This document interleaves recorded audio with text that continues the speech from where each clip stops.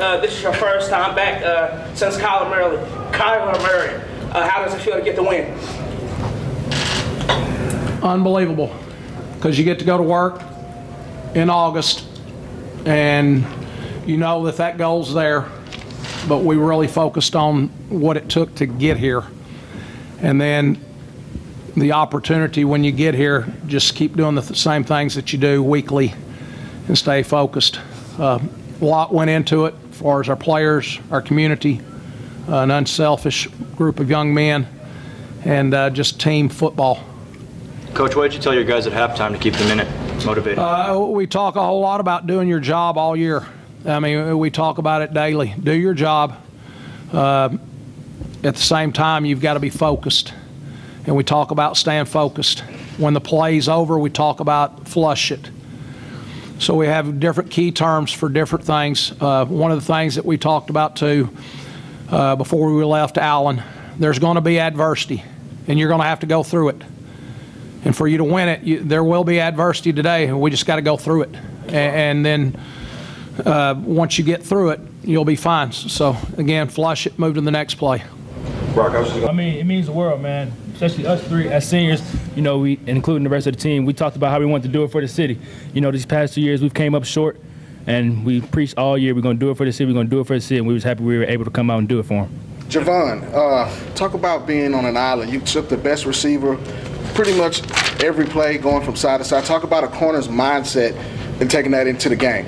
I just have to stay disciplined the whole way. I know I have my bro over the top a lot of the time, so just being disciplined and not letting someone else's game affect my game. And Brock, a lot of great running backs that come through the city. How does it feel to be the record holder for rushing yards in the season? I mean, honestly, that was a personal goal of mine, but ultimate team goal was to win state. And I'm happy we did that, and I'm just happy we were able to get this gold medal around our neck. How tired are you, bro? 32 carries, 176 yards. You know, you workmanlike effort today. I mean, right now, adrenaline's pumping, so I'm not too tired.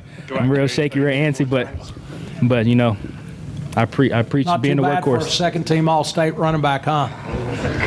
Coach, you had a moment when you took your headset off and you motioned to your button. What does this win mean for Gary? I mean, you know, his family endured a lot. So we just wanted to honor him.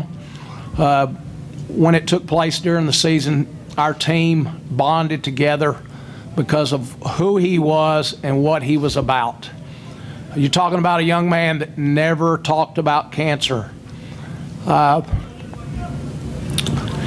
Every day, he just came to work, and he was there for our team.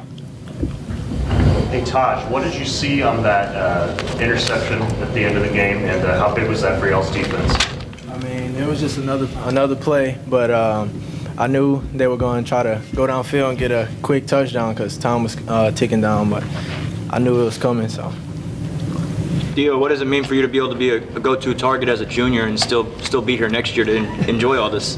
It means a lot, honestly. It means a lot. It means my team trusts me. You know, I trust them. I try to take advantage of my opportunities. Hey, just piggybacking on that, Dio, do you feel like you'll have any more pressure, more than you've had in the past next year? Without number 5, maybe. Maybe just a little bit, but, you know, just like Coach Gamble said, it's adversity. We'll get through it. Coach, you mentioned that you told the players there's going to be adversity.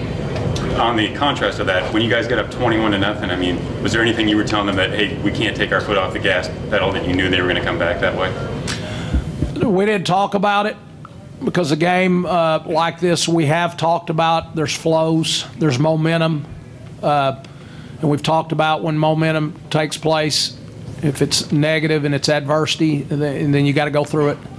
If it's positive, don't get too high. And just stay together as a team. It's one of the things I think that's helped us all year, staying together as a team no matter what we face daily.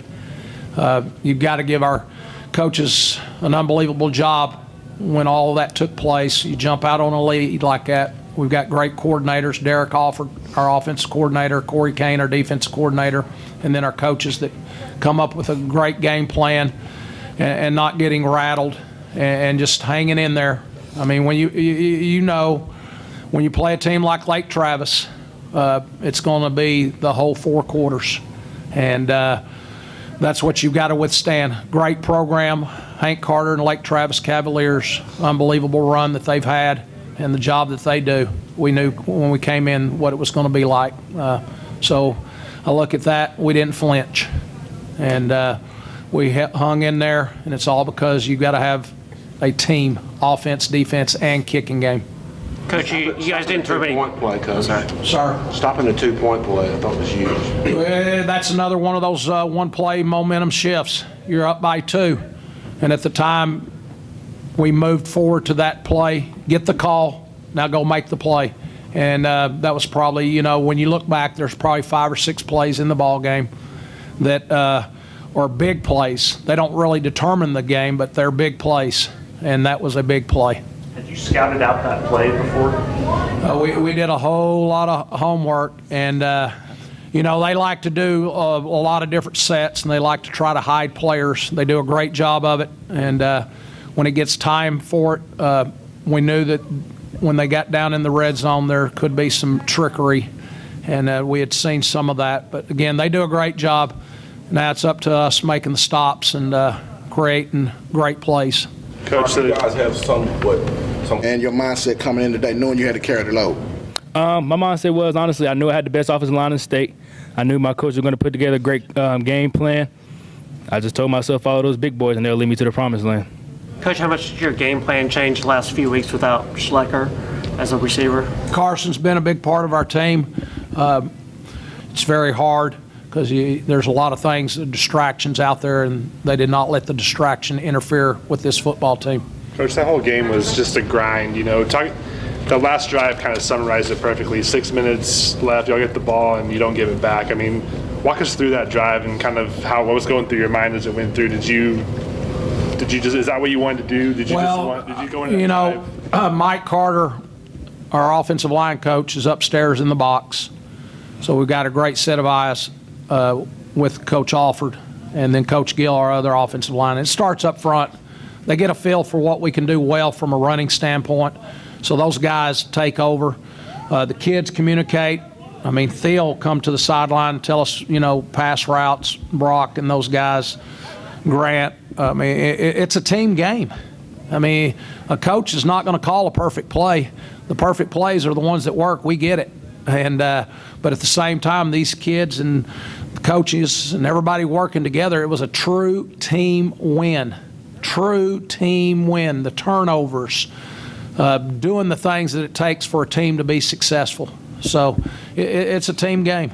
With that said, you talk about Brock's performance today and just how much of a warrior he was carrying the ball 32 times. Just like he said, it starts up front. But I'll tell you this much. What we do in the offseason prepares you. He squats over 500 pounds. There's not many running backs in the state of Texas. And the thing that Brock does special too, though, is it starts in the classroom. He's a highly successful person in the classroom. He's very respectful to his teachers and his peers. Great things happen to people that do it the right way.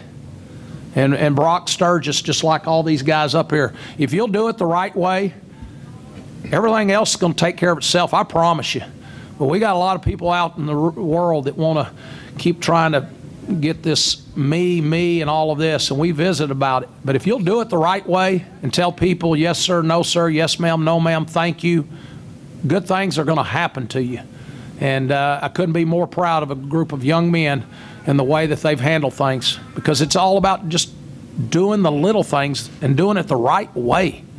And then you've got a chance. But if you don't do things the right way, you do not have a chance to be successful.